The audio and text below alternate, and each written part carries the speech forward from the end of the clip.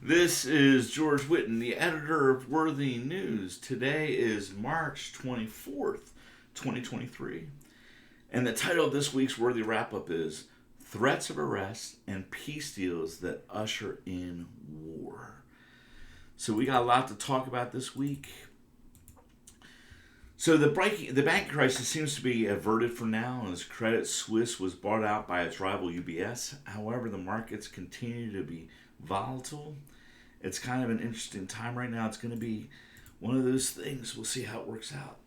On Saturday, Worthy News reported that a new law was sitting in Israel's Knesset that would have forbidden any evangelism efforts in Israel.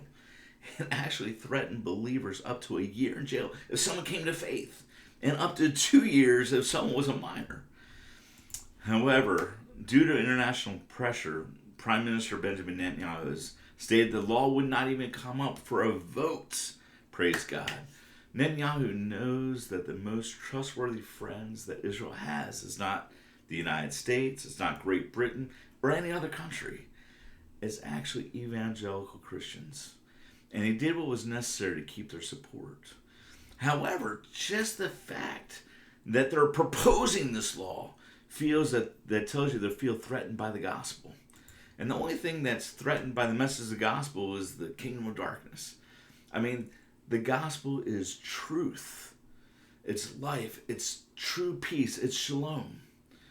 So we got to keep praying for the revival in Israel. We anxiously await the day that Jewish people repeat the prophetic words of Yeshua, of Jesus, when he said over Jerusalem, "You shall not see me again until you say, Baruch haba b'shem Adonai," until you say, "Blessed is he who comes in the name of the Lord." So let's continue to pray that the Jewish people have their spiritual eyes opened to the truth of the gospel, the truth that Jesus is their Messiah. He is the Jewish Messiah. Now, late on Sunday night, we posted this article by CBN. It was that prophetic anticipation builds. Unblemished red heifers for the temple ceremonies soon come of age. So let me just suggest that you watch this video I just did, a short 20-minute video that we posted on worthy.tv, as well as on YouTube, called The Coming Temple, Red Heifers, and the Greatest Delusion is Coming.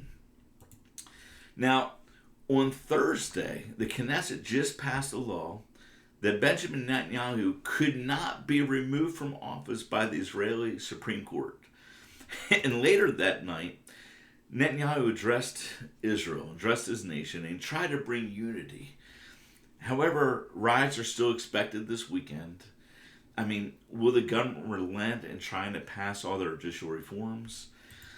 A recent poll showed that Netanyahu would be unable to form a government if an election was held today. The political damage that the government has taken has been monumental over the last few weeks. And if the government were to collapse due to a vote of no confidence, we'd just be cycling through the same situation that Israel's been dealing with over the past few years.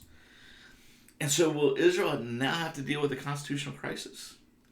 The irony is that Israel doesn't even have a constitution. Well, why?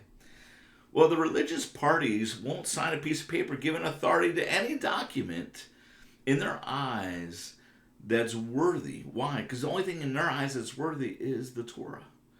So we just posted up an interesting article that Israel may need to carry out a military strike if Iran crosses the 60% enrichment threshold. The irony is that we've already hit that. We'll see if that means anything. Now, on Thursday, General Milley addressed Congress, and he said the United States remains committed as a matter of policy that Iran will not field nuclear weapons.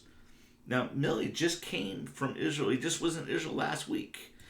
And on Thursday, an retired Israeli general said something startling. He said that war was on the horizon. What was the reason why? If the Biden administration does not unite its Middle Eastern allies against Iran. No sooner than just a few days ago, we had this monumental peace deal orchestrated by China between Saudi Arabia and Iran. And today we read that Syria and Saudi Arabia have reopened their diplomatic lines that have been closed for over 10 years. They're crying, peace, peace. Yet, is this peace actually creating the possibility of war? Now, meanwhile, Netanyahu has been secretly discussing peace with the Palestinians and with Palestinian authorities. I mean, who knows really how much longer Mahmoud Abbas will live? I mean, he's in his 80s, he's a heavy smoker. I mean, so politically, Netanyahu is seeing who's coming after him or who's coming after Abbas. However, this illusion of a two-state solution will actually only bring judgment. In Joel 3, when it talks about the restoration of Israel, that God actually uses Israel to bring judgment to the nations. Now notice what it says. The judgment is on behalf of my people Israel, my heritage Israel. And then finally, because they divided up his land. So prophetically speaking, the land will be divided in the future. Yet, it's not God's will. And since we're talking about peace, it's kind of interesting that Russia's Putin just met with Chinese President Xi Jinping, and they met on a host of issues. And this was just days after Putin was indicted by the International Criminal Court. Now, U.S. officials have said in this past week that the relations between Russia and China prompted the potential of a war if China got involved with Russia in Ukraine. And meanwhile, the Chinese presented their version of a peace plan. However, we know that peace will only really happen in Ukraine if Ukraine's divided. I mean, before the war started, we showed you how Ukraine was divided based on language. To the far east, the darker orange areas indicates a heavily Russian-speaking population. And this is the latest war assessment map produced by the BBC. The Russians are maintaining control of those areas that are Russian-speaking. And in essence, Putin is creating for himself a buffer zone. And he's creating this buffer zone, so the only way that there's peace is if Ukraine's divided. But it doesn't look like that. It looks like we'll just have another endless war. This war seems like it would go on indefinitely. It actually may even lead to nuclear war. Earlier this week, the Russian foreign minister said that the threat of nuclear war was the highest it's been in decades. And earlier this week, the UK suggested that it would send depleted uranium shells to Ukraine, which then prompted Putin to suggest Russia would respond accordingly. However, as soon as this came out, the Heritage Foundation posted up this article and explained in detail that these are not nuclear weapons. However, Putin's going to use this to promote his propaganda. Meanwhile, Donald Trump announced on Sunday he was going to be arrested on Tuesday. And he wasn't arrested on Tuesday, and then people thought he was going to be arrested on Thursday. And even today, the threat still remains. But the irony is that this is about hush money given to Stormy Daniels. And in all the talk, no one's talking about the fact that Stormy Daniels actually owes Donald Trump $300,000. Now, anyone watching this realizes this great political theater. Really, what does it mean in the end? Well, no one seems to go to jail these days for any crime. I mean, it's the age of lawlessness. Jesus talked about this, but he also said, because lawlessness will be increased, the love of many will grow cold. Don't let it affect you. Don't let it affect your job. I mean, we have a job to do. We have a job to proclaim the message of the kingdom. And the great news is that revival fires are brewing everywhere. I mean, we just ran this great article that revivals are breaking out in historically black universities.